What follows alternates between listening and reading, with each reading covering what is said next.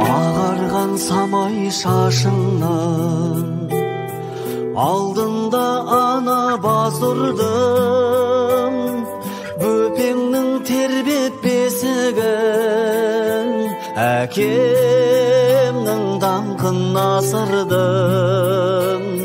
Елеусіз емес еш күлгін, кем қылмай елден өсірдім.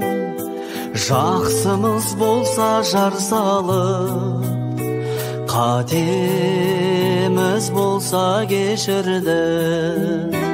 Қашанда балам қарыздар саған, жер бетіндегі ең сұлу адам ол менің анам.